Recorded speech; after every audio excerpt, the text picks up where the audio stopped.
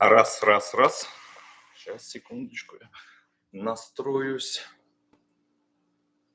Так, всех приветствую, всем привет. Вот так вот. Буквально секундочку.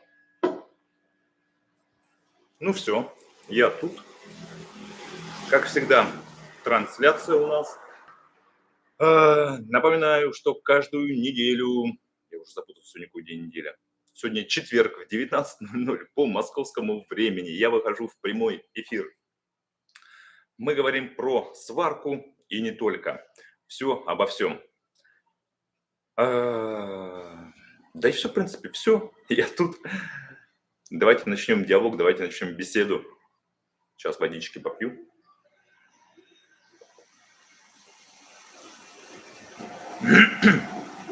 Благодарю всех тех, кто присоединился, кто смотрит трансляцию.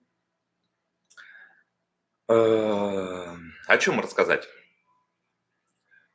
Я вчера не проводил прямой эфир и прямую трансляцию на своем втором YouTube-канале по сексологии, потому что была работа, вел практику, терапию с клиентом, и не удалось. Вот буквально 30 минут назад закончил, сегодня тоже работал с утра.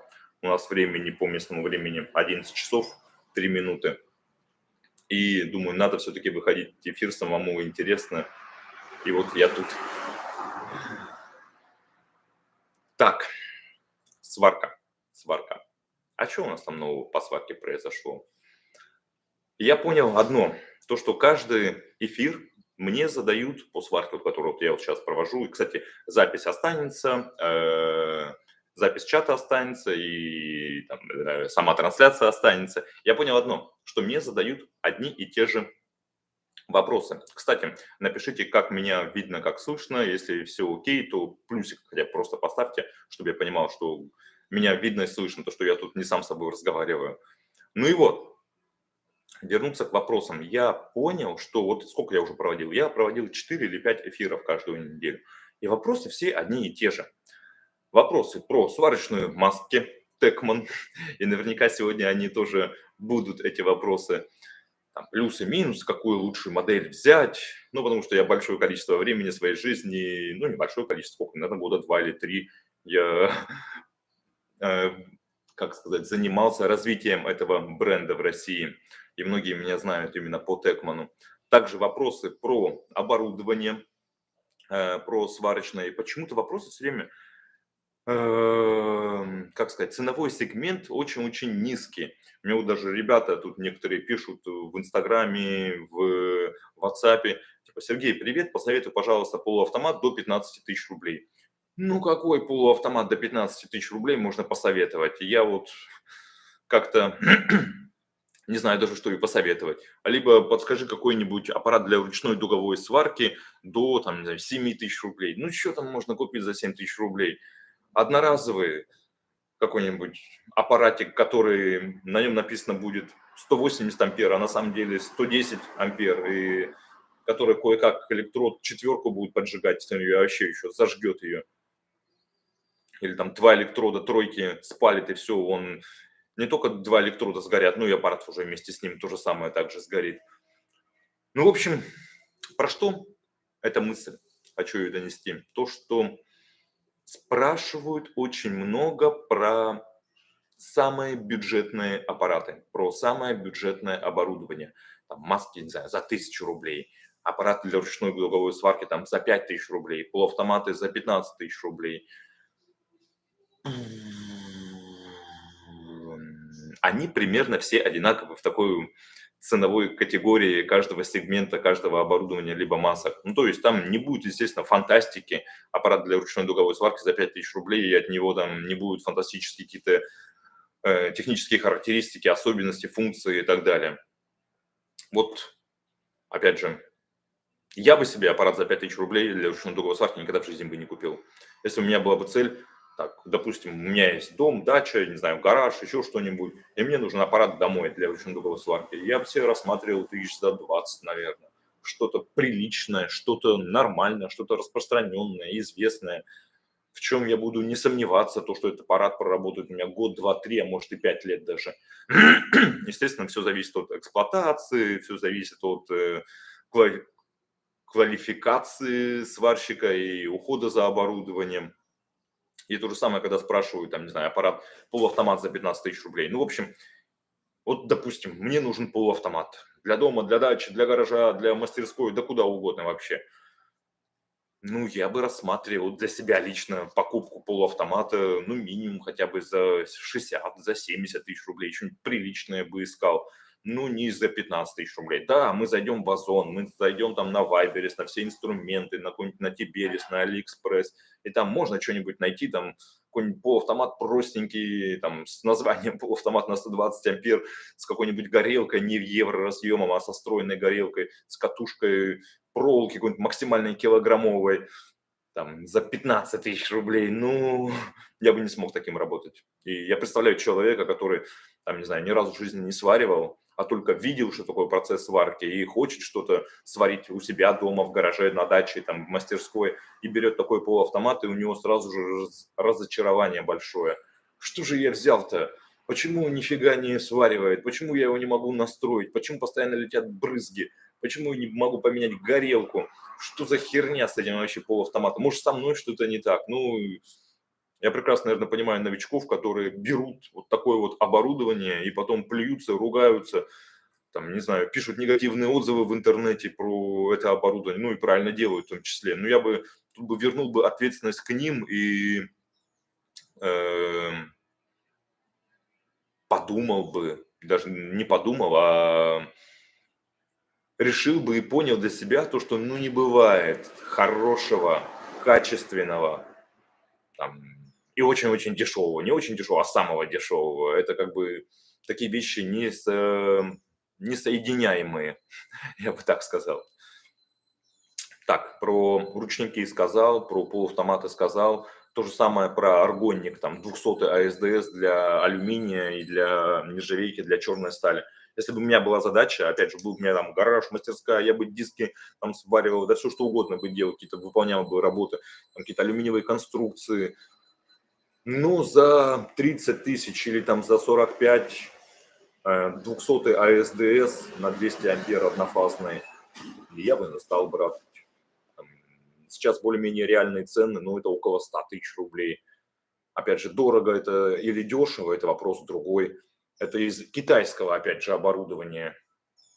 Если позволяет бюджет, если вы понимаете, то, что вы отобьете это оборудование, если, или вы собираетесь на этом оборудовании работать там, в 2, в 3 смены, и работать там на нем через год, через два, через три, и использовать его там на всю катушку, то тогда, конечно же, рассматривать европейский, там, американский какой-нибудь, заграничный, зарубежный, в общем, не китайский, не индийский сварочный аппарат.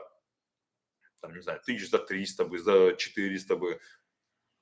Я бы Фрониус. Вообще, были бы деньги, я бы себе брал бы Фрониус. И полуавтоматы, и ручники, и аргон-дуговую сварку, и не парился бы. С Фрониусом проблем бы не было.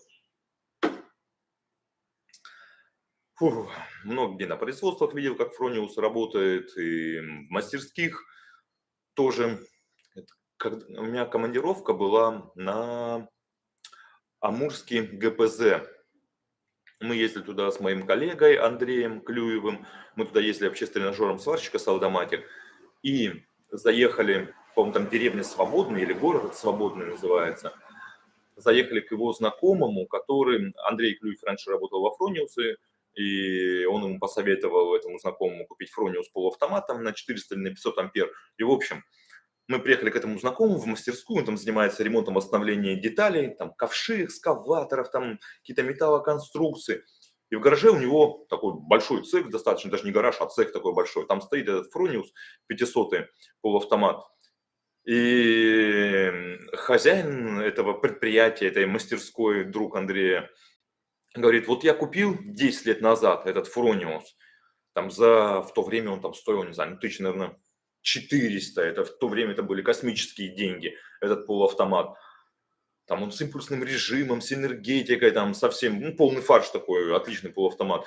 И вот за 10 лет непрерывной, постоянной работы, там в жутких условиях на северах и в этой мастерской, В общем, он себя купил, ну, раз, наверное, 500, раз 1000. И то, что он в то время стоил, там, эти 400 тысяч, и он нисколечко не пожалел о выборе этого оборудования. И сейчас оно еще до сих пор продолжает работать, и проработает этот Фрониус еще 15 лет, и ничего с ним не будет, если за ним нужно следить. Естественно, за ним, ну, как и за любым оборудованием. То же самое, как за автомобилем. Если вы купили новый автомобиль, либо даже поддержанный автомобиль, естественно, там нужно менять расходные материалы, там, не знаю, на ТО его возить, что там, если сломалось, ремонтировать. Они ездят на автомобиле, когда горит там чек, когда все лампочки горят, когда там колеса все вот так вот крутятся. Естественно, далеко этот автомобиль и долго не проездит. И тут то же самое со сварочным оборудованием. Когда покупаете хорошее, дорогое сварочное оборудование, да не только дорогое, вообще любое, естественно, нужно за ним следить, продувать его, держать его, стараться в нормальных условиях, чтобы на него не капала вода, чтобы его не били там металлоконструкции какие-то, чтобы в него молотки не летели, там как-то от пыли его максимально пытаться защитить, ну и так далее. В общем, я думаю, вы сами все прекрасно понимаете, то, что за оборудованием нужно следить. Тот, кто не следит за оборудованием, ну что, получает потом негатив и быстренько оно выходит из строя. Ладно, это все теория, это все, как сказать, не теория даже, это все такая философия, и тут каждому свое. Фух. Коллеги, попрошу вас задавать вопросы. Кстати, напишите еще плюсик, и там, как меня слышно, видно вообще, нормально или нет.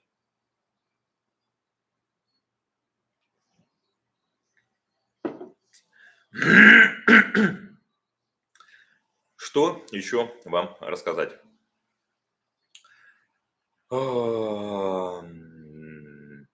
Напомнить, кто я, напомнить, чем я занимаюсь, напомнить, для чего я тут вообще выхожу в эти эфиры. Выхожу в эти эфиры, потому что мне классно, потому что я от этого получаю удовольствие. Я разговариваю, делюсь с ребятами, что-нибудь рассказываю, отвечаю на вопросы. Мне это в кайф. Вот, там, не знаю, в своей жизни 12 или 13 лет я посвятил сфере сварки, и остались знания, остался опыт, осталась квалификация. Просто интересно, просто в кайф. Опять же, живое общение. Вот как-то так. Поэтому выхожу, поэтому тут вещаю. Кстати, у меня скоро будет уже, по-моему, там 30 человек осталось или 40 человек. В общем, у меня скоро на канале будет уже 5000 подписчиков. Это прям канал создан в 2017 или 2018 году. Я надо посмотреть на ютубе. В описании есть точно дата создания канала. Ну, когда я его создал, я, да просто, наверное, мне кажется, по приколу, по угару, пару видео туда залил. И как-то, не знаю, у всех были YouTube-каналы, и я его создал по сварке. Залил туда 2 видео, потом 3 года туда вообще не заходил. Набралось там, по-моему, 5 или 6 подписчиков. А потом думаю, блин, у меня же есть YouTube-канал по сварке. Может, какие-нибудь видео начать снимать и выкладывать. Может, там выходить, не знаю, шотсы снимать какие-нибудь прикольные и тоже выкладывать. Ну, вот потихонечку начал выкладывать, снимать видео, снимать шотсы, ездить там на выставки, там что-нибудь рассказывать про сварку. И канал все начал набирать обороты. И вот осталось там, по-моему, 30 или 40 человек, и будет уже такой юбилей, не юбилей, а такая дата у канала, когда 5000 человек, 5000 подписчиков на канале. Это круто. А так бы, конечно же, хотелось все-таки не 5000 подписчиков, а миллион подписчиков. Я думаю, вот это вот хорошая цель. По-моему, на 100 тысяч подписчиках YouTube делает галочку какую-то, ставит там официальную, то, что там официальный канал там и так далее, верифицированный. А вот набрать бы на канале по сварке миллион подписчиков, вот это вот было бы интересно. Надо тоже. Что-то я давно уже, кстати, видео никакие не снимал. Я последнее, что тут выкладывал, это про оборудование Каерда. Это Евгения Николаевна, которая бывший директор Кемпи. Вот они сейчас занимаются этим брендом. Кстати, она у меня в друзьях ВКонтакте видела вчера или позавчера фотографию, то, что она ездила в Китай на этот завод, посетила Каерда или Каерда, как правильно называется, не знаю. Вот там фотографии у нее ВКонтакте с этого завода, где там роботизация, автоматизация, там сами полуавтоматы, там красивые сварочные швы, там сам завод, китайские товарищи стоят, все там руки показывают, вот так вот там, оборудование супер-пупер, ну, ладно. Но хотя, с другой стороны, те модели, которые привозят в Россию, вот именно ручники, но они страшные, капец. Вот полуавтоматы, да, достойно, хорошо выглядят, красивые полуавтоматы, там, и с импульсным режимом, и с энергетикой, там, даже не только с импульсным режимом, там, двойной импульс, естественно, есть, там есть спецрежимы, всякие программы, а ручники, которые, ну, они страшные, там, не знаю, лет 10 назад они еще были, лет 15 назад актуальны, ну, сейчас как-то они смотрятся, эти здоровые сундуки, большие, там, ручная дуговая сварка, я имею в виду там, на 200 ампер, на 250 ампер или на 300 ампер, какие-то полутрансформаторы. Ну, в общем, какой-то у них вид такой, что давным-давно как будто бы они в маркетинг не вкладывались, либо там в технологии. Но, опять же, как я понимаю, основное направление этого бренда – это полуавтоматы и роботизация, и автоматизация. То есть у каждого бренда в Китае, у каждого завода-производителя по сварочному оборудованию, по сварочным там материалам есть какие-то свои там, не знаю, основные фишки, какое-то оборудование, либо модели, которые куда они вкладывают там все патенты, все знания, все, там, не знаю, э, там, все какие-то нюансы. А есть оборудование, которое они просто держат для ассортимента и продают его. Вот, наверное, ручники у них как раз, наверное, для ассортимента просто. Так, вижу первый комментарий. Иван Чистюхин. Приветствую. Как вольфрамовые электроды? Какие? Так, секундочку, тут просто у меня какая-то штука, какое-то сердечко непонятное. Так. Так, у меня тут в чате на твоем сообщении какое-то сердечко зависло. Я там какой, наверное, или какие вольфрамовые электроды посоветуешь? Да, на самом деле, по вольфраму, опять же, ну что у нас есть? У нас есть бензол. Офигительные вольфрамовые электроды. У нас есть Китай. И 90%, даже, мне кажется, 95% вольфрамовых электродов на рынке, которые продаются у Сварога, там, не знаю, у Авроры, у всяких брендов, у Старта, у Кедра, это все Китай. И качество примерно все одно и то же. Там нет такого, то что вот этот вот бренд, и тут вольфрамовые электроды, они вот такие вот. А остальные, там, не знаю, другие вольфрамовые электроды, они плохие. 95% или там 90% все китайского, все с одного завода под разными брендами, под разными марками продается. Но, как я сказал, все-таки 5% есть Абикор Бинзел. Да, Абикор Бинзел тоже заказывает вольфрамовые электроды в Китае, но там совершенно другое качество. И вообще у нас в Китае по залежам или именно по разработкам вольфрама, ну, как сказать, там впереди планеты всей. И у нас там в России есть вольфрам, ну, и мы его немножко, как сказать, добываем и как-то что-то путнее из него делаем. А в Китае это поставлено на поток. И там американские, европейские производители вольфрам заказывают там.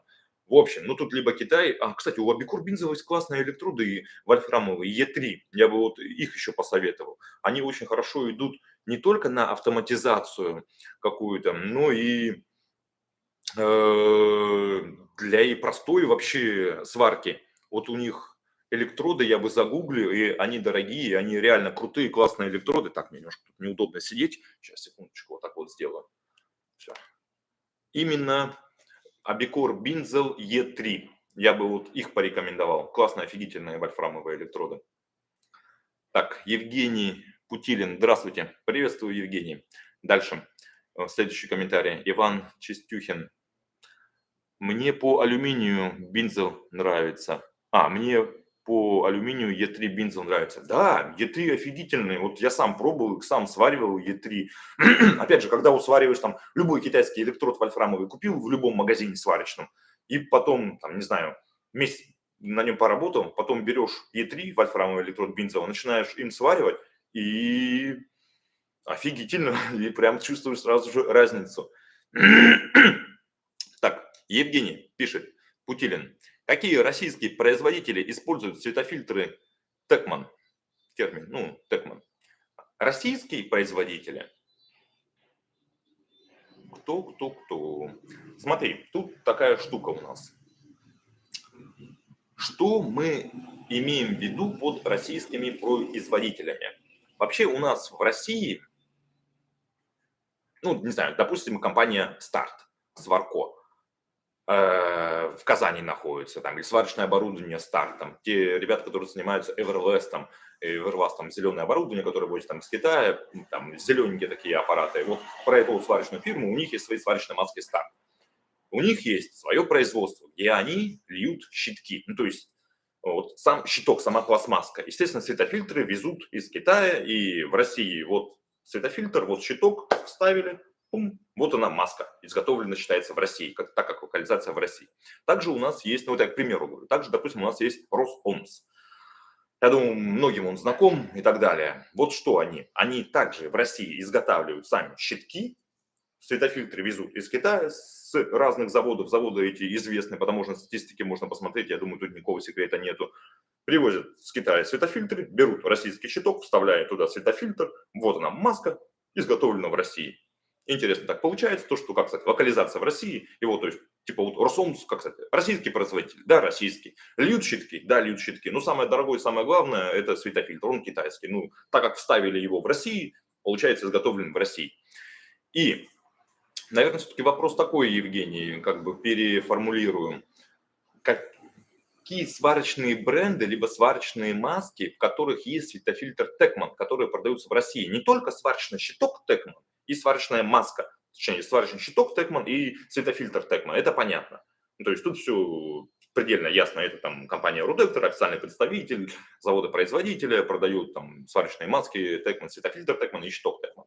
Но также Текман поставляет в Россию светофильтры, где другие компании, кстати, может они их даже, эти компании в России, там, не знаю, щитки, может в России изготавливают, а могут также и в Китае на другом заводе изготавливают, а в Китае также собирают щиток на одном заводе, светофильтр берут Текман, на третьем заводе это все соединили, в Россию привезли. Есть такие маски. Раньше Фубок возил одну модель, и там был светофильтр Текман, там прямо на нем было написано на самом светофильтре Текман. Зевс, Мастер, это Техноавиа, наверное, такую компанию знаете, которая занимается СИЗами, они там с 3М работали. Вот забейте в Google сварочная маска Зевс, сварочная маска Мастер, они такие зелененькие раскраски у них идут. Но там светофильтр Текман, он же опять, он не такой, как... Вот они очень-очень сильно похожи. Там 730 светофильтр и 820 светофильтр. Но это, как сказать, они чуть урезаны. Вот светофильтр Текман оригинальный, который ADF 820, либо ADF 730, и те светофильтры, которые они поставляют в сварочных масках Zevs и Master, там 730, 820, они немножко разные, они немножко хуже, они немножко урезаннее по техническим характеристикам. И в таблице, опять же, это можно посмотреть. Тут же мы, как всегда, вспоминаем Китай. Принцип работы там с Китаем и любого завода. Сколько вы заплатили денег, что вы хотите, то вы и получите. Если вы там заплатили, не знаю, там $100 за светофильтр и хотите 820, и вам дадут, да, там оригинальный 820 светофильтр в маску Текман.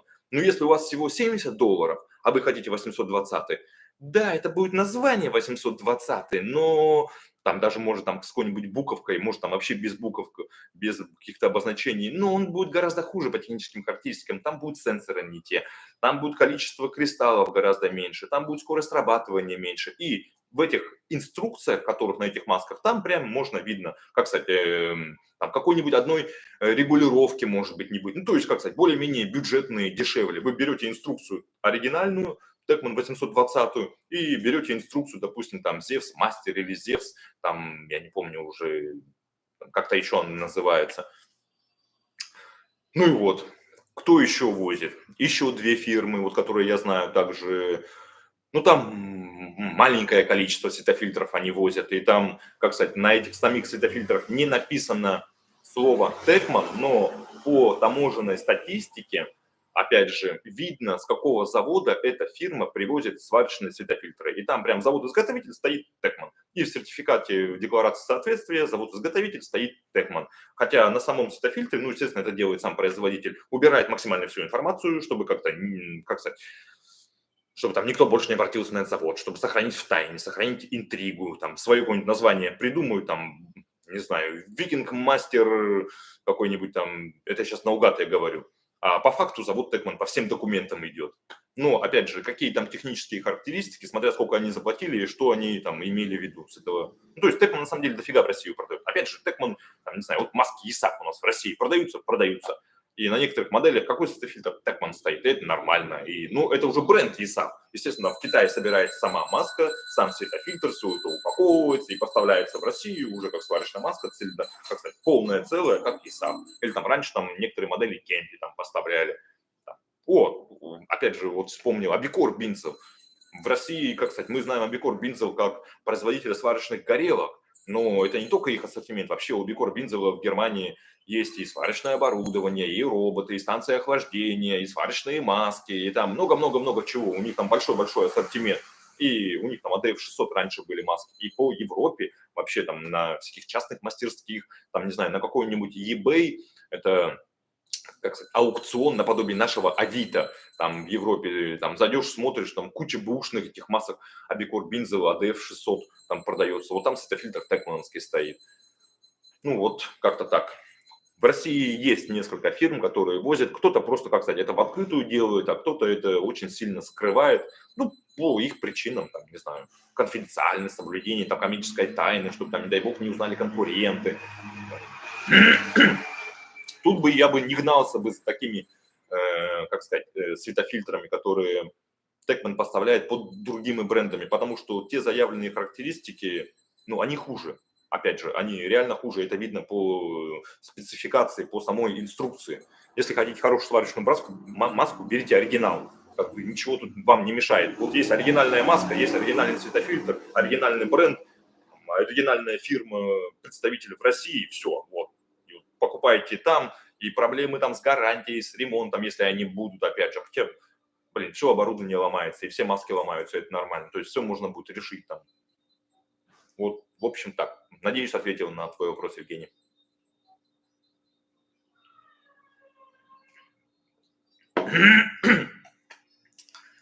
Фух. Так, мы с вами уже тут 30 минут. Отлично. 26 минут даже. Так, какие еще есть вопросы? Задавайте. Иван, Евгений, может, кто-то еще присоединился, кто-то еще что-то скажет.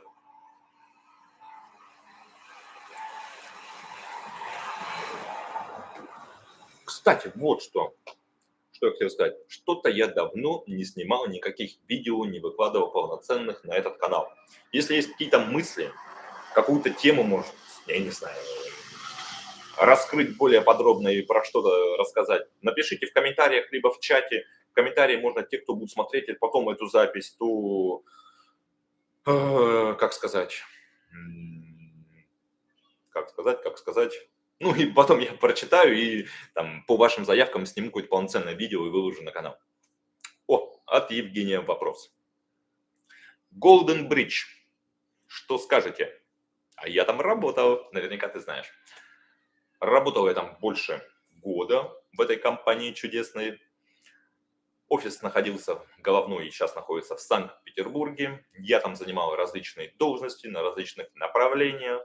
Я оттуда ушел этим летом с этой компании. Я доволен, что оттуда ушел. По каким-либо причинам не буду говорить, по каким. Мое личное мнение. Тут нет такого, что хорошее, что плохое.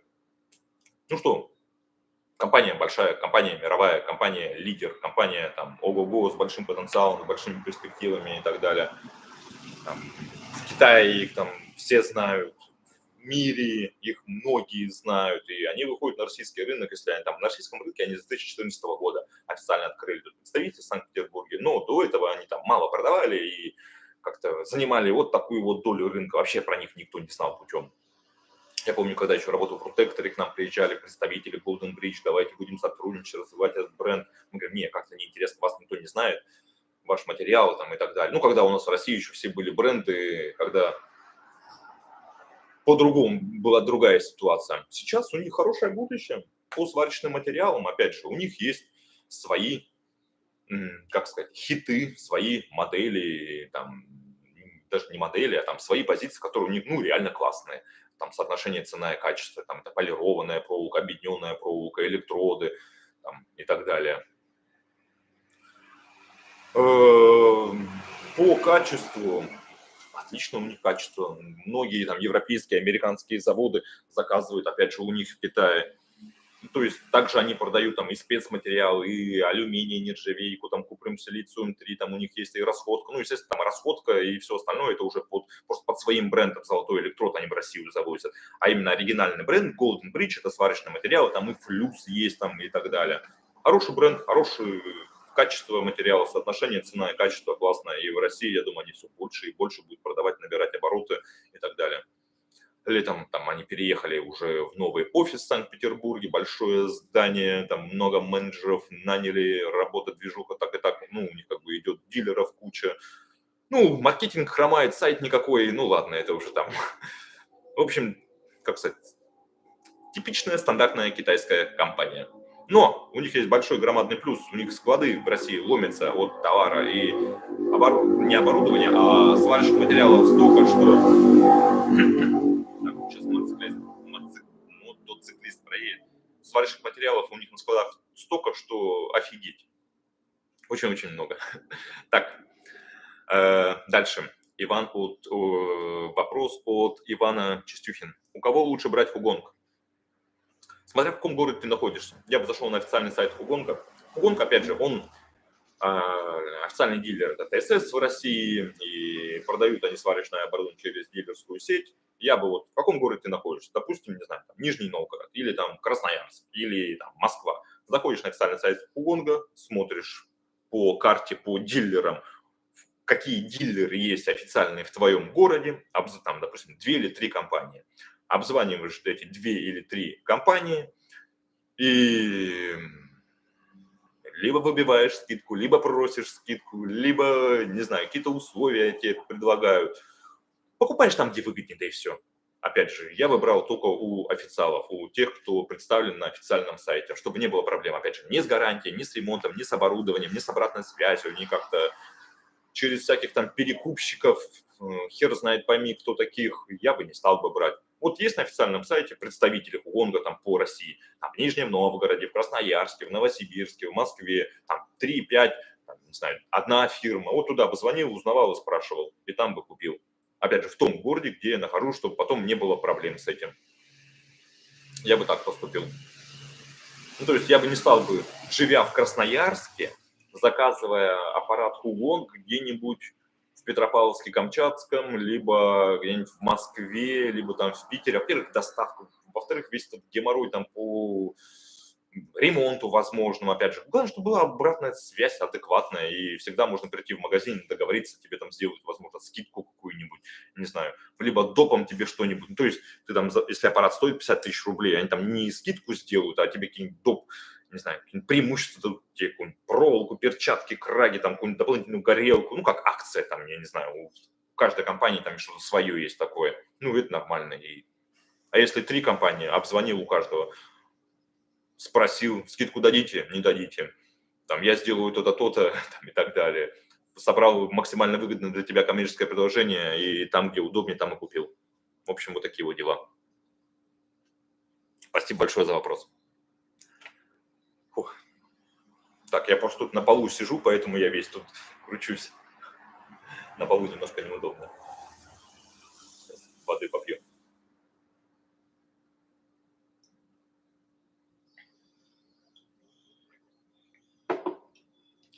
Что еще рассказать? Чем еще поделиться? Не забывайте написать, про что записать видео полноценное, большое. Фух. Также не забывайте, те, кто будет смотреть этот эфир, то, что я занимаюсь обучением сварщиков, тех людей, кто связан с продажами в сфере сварочного оборудования, сварочных материалов, менеджеров, руководителей продаж, продукт-менеджеров и так далее.